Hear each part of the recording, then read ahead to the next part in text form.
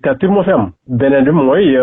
ñoom jàpp nañ ne Ousmane Sonko moom amatul benn droit. Sénégal ndax dafa jëm ci guuta coordonnateur bu F24 Mamadou Mbodj dàq ko la muy ragal te sax di ko séentu mooy dossier candidature bu Ousmane Sonko ñu gàntal ka ñoom waa conseil constitutionnel ñu war a saytu parrainage bi ci samedi ji loola nag bu amee Mbodj nee na du doon betteel ci moom ndax lu nu tàmbali la 2021 ba tey la suuxat guuta googa ñëppi ragal mooy aaye gi nu aayewaat cérémonie d'investiture bu candidat bi di Ousmane Sonko di lu Mamadou Mbodj di ñaawlu laata ñu leen di dégtal ay kàddoom ak artoom yi dañu leen di ñaan vidéo bi ngeen aimé ko te partagé ko ngir ñu baree bari mën cee jot. Gouvernement bi moom benn mooy liberté publique yi individuelle collective yëpp def ko nangu donc boobu léegi depuis le mois de mai daanaka amul manifestation ñun F24 tere la ñu ay manifestation lu jeex donc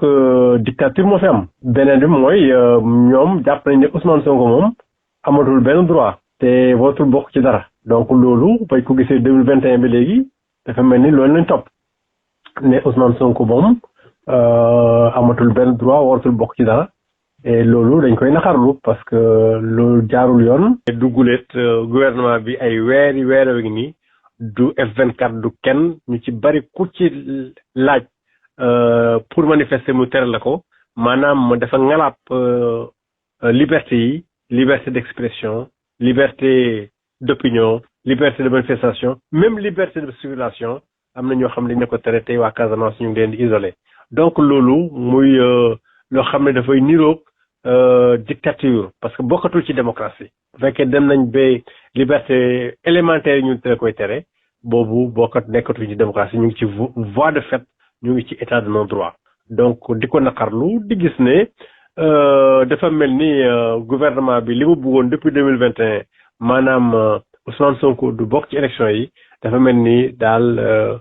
intention boobu dañuy gis muy manifesté wu ba léegi. kon da ngaa jàpp ne dossier Ousmane Sonko ñu gàntal ko moo topp ci lii. mën na nekk du ma bett de wax dëgg yàlla parce que li ma gis mooy ni ñu defoon Karim Wade def ko Khalifa Sall ba bokkuñu élection 2019 dafa mel ni loolu def du ma bett bu ëllëgee wala ginnaaw ëllëg ñu ne conseil constitutionnel def na lii wala def na lële ba Ousmane Sonko du bokk parce que dafa mel ni loolu say mëbët dafa mel ni loolu rek lañ bëgg. te loolu du bokkul ci loo xam ne dafay jëmale réew mi kanam. yéen F24 ngeen doon wax jamono yële na ñëpp ànd ak dal ndax nguur gi peut-être li ñu bëgg mooy réew mi yëngu ba ñu dàq élection yi tey lan ngay digal waa coalition Sonko 2024 bu ñu teree seen meeting d'investiture bi ndax bi mooy ñaari yoon ñu bëgg a investir Ousmane Sonko ñu tere leen ko. waaw ci tànk yooyu lañ taxaw daal ñun daal buñ sañoon kenn dootu fi ñàkk sa bakkan wala ngay gaañu wala ñuy tëj nit ñi wala ñu yàqule ay biens matériels. nañ fexe bi daal ba kaw du fi am dañu fexe ba également élection yi am ci ni mu waree ci anam yi mu waree ak ci date bu amee donc loolu nag dafa laaj dal ak xel donc bu ñu àndee ak dal ak xel dinañ am li ñu bëgg ci réew mi parce que ñoom bu fekkee ne violence la ñu bëgg a opposé ñun war nañoo mën a xool leneen loo xam ne dañ ko déjouer ba li ñu bëgg ci réew mi mën a am ci réew mi. nan nga yaakaar ne war ngeen mun a jàkkaarloo ak nguur gi fi mu toll nii pour que peut-être ay àq ak yelleef Ousmane Sonko ak probablement yeneen candidats yi ñu mun a sàmmonte ak ñoom parce que kenn xamagul luy xew. na code source bi nga xam ne moom la mooy logiciel bi ñu génne ko ñëpp gis ko ñu mën a contrôler ñu fichier électoral bi wax nañ ci carte électorale bi wax nañ sax Sénat bi ñu reprendre ko def Sénat bu jaar yoon DG bi nga xam ne mooy diriger élection yi ñu génne ko fii moom ministre bi donc loolu yëpp wax nañ ko pour que mu jaar yoon. waaye bu loolu weesoo bon ñun gëm nañ ne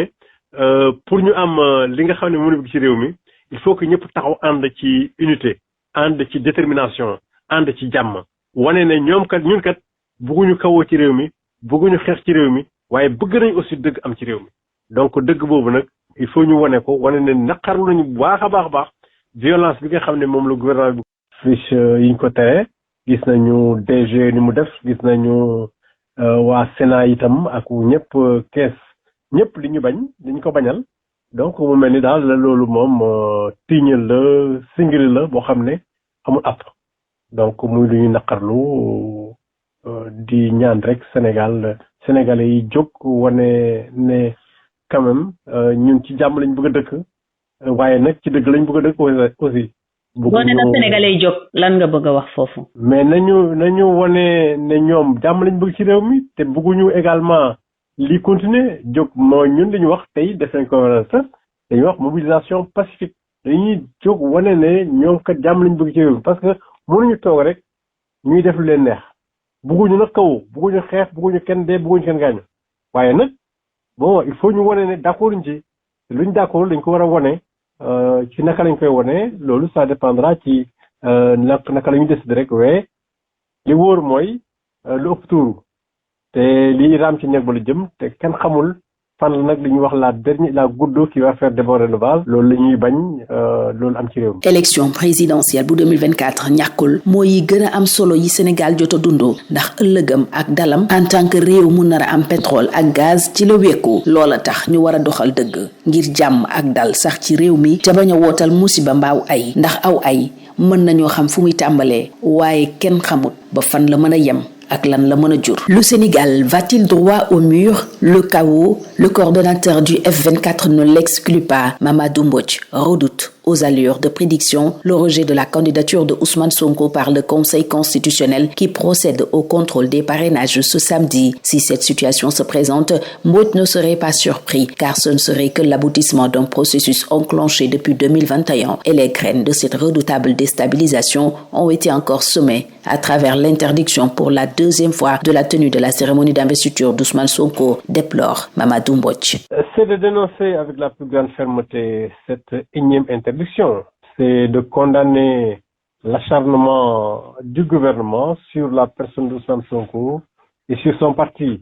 Parce que tous les candidats ont bénéficié d'une investiture sans difficulté. Il n'y a que Ousmane Sonko qui en est privé. Et donc cela montre la détermination du gouvernement affichée depuis 2021 à ne ménager aucun effort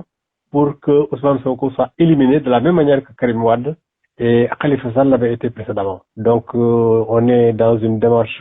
d'essence dictatoriale qui n'est pas acceptable dans un pays comme le nôtre. Est-ce que vous craignez le pire, c'est-à-dire que la candidature d'Ousmane Sonko soit même rejetée? Évidemment, parce que ce qu'on a constaté depuis 2021, c'est un acharnement permanent sur Ousmane Sonko qui fait l'objet de persécutions, qui semble devoir subir le sort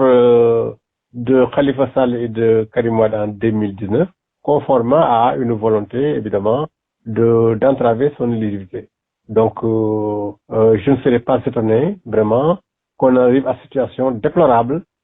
qui est totalement aux antipodes de la démocratie. Qu'est-ce que vous recommandez aujourd'hui à la coalition Sonko 2024? Dans la stratégie et dans l'intelligence. Travailler avec stratégie et intelligence.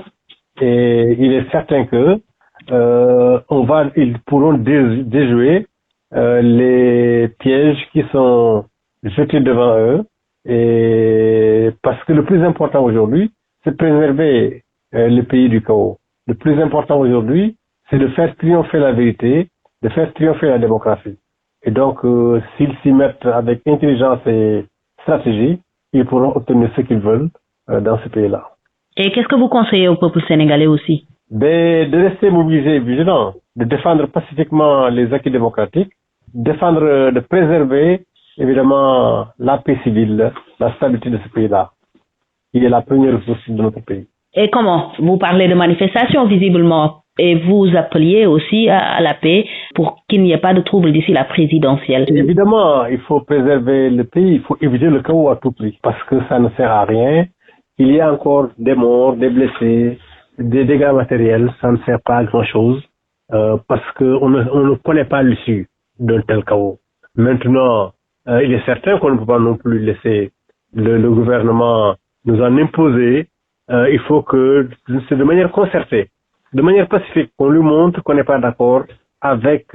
cette violence permanente. On n'est pas d'accord avec sa politique qui consiste à vouloir, par la manipulation, par la manigance, par